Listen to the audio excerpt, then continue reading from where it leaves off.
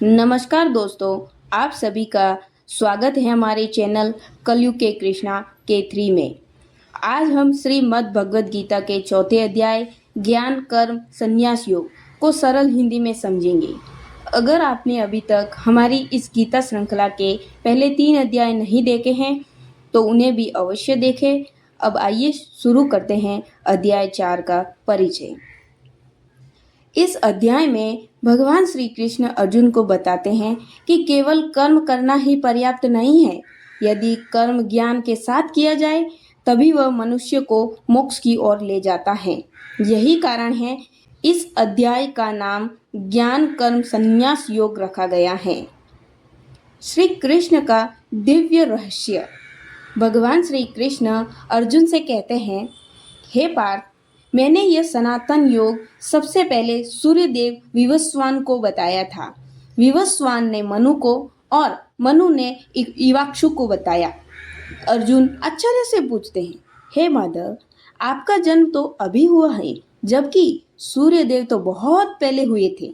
फिर आपने उन्हें यह ज्ञान कैसे दिया? तब भगवान मुस्कुरा कर कहते हैं, हे अर्जुन, तुम्हारे और मेरे अनेक जन्म हो चुके हैं। तुम्हें याद नहीं, लेकिन मुझे सब याद है। भगवान का अवतार क्या होता है, यह गीता का सबसे प्रसिद्ध संदेश है।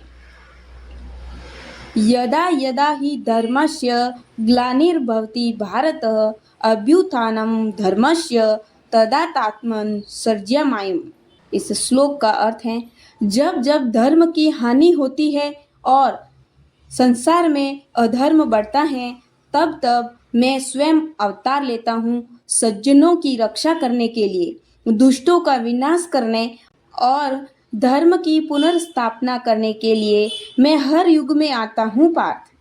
यह संदेश हमें विश्वास दिलाता है कि अन्याय चाहे कितना भी बड़ा हो जाए, अंत में सत्य की ही विजय होती है। भगवान के जन्म और कर्म दिव्य हैं। भगवान श्री कृष्ण कहते हैं, जो मेरे जन्म और कर्म के दिव्य रहस्य को समझ लेता है वह मृत्यु के बाद फिर जन्म नहीं लेता, बल्कि मुझे प्राप्त होता है।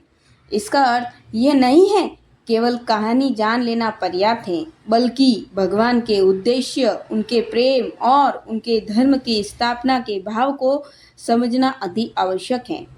कर्म, अकर्म और विकर्म। इस अध्याय में भगवान श्री कृष्ण हमें 3 शब्द बताते हैं, कर्म, अकर्म और विकर्म। कर्म का अर्थ है जो धर्म के अनुसार किया जाए उसे कर्म कहते हैं। अकर्म, कर्म करते हुए भी अहंकार न हो, फल की इच्छा न रखना अकर्म कहलाता है। और सबसे लास्ट आता है विकर्म, ऐसे कार्य जो अधर्म और पाप की ओर ले जाए मनुष्य को, उस कर्म को विकर्म कहा जाता है। आज के समय में भी हमें यह पहचानना है कि कौन सा कार्य सही है और कौन सा गलत। आगे भगवान श्री कृष्ण बताते हैं कि ज्ञान की अग्नि क्या है। भगवान कहते हैं, जिस प्रकार आग लकड़ी को भस्म कर देती है, उसी प्रकार सच्चा ज्ञान हमारे पुराने पापों और अज्ञान को समाप्त कर देता है। ज्ञान का अर्थ केवल पुस्तक पढ़ना नहीं है। ज्ञान का अर्थ होता है सही और गलत के बीच भेद करना, अपने कर्तव्य को पहचानना, अपनी जिम्मेदारी को समझना, ईश्वर पर विश्वास रखना। यह है सही मायने में ज्ञान का अर्थ। आगे भगवान श्री कृष्ण कहते हैं कि मनुष्य जीवन में गुरु का क्या महत्व है। भगवान श्री कृष्ण कहते हैं, यदि ज्ञान चाहिए तो किसी योग्य गुरु के पास जाओ, विनम्रता से प्रश्न पूछो, सेवा करो, तब गुरु तुम्हें वो ज्ञान देंगे जो जीवन बदल देगा। आज इंटरनेट पर जानकारी बहुत है, लेकिन सच्चा ज्ञान वही है जो हमारे जीवन में परिवर्तन लाए। ज्ञान सबसे बड़ा धन है। भगवान श्री कृष्ण कहते हैं कि मनुष्य जीवन में, या ऐसे कहे कि इस संसार में, ज्ञान से बढ़कर कोई पवित्र वस्तु नहीं है।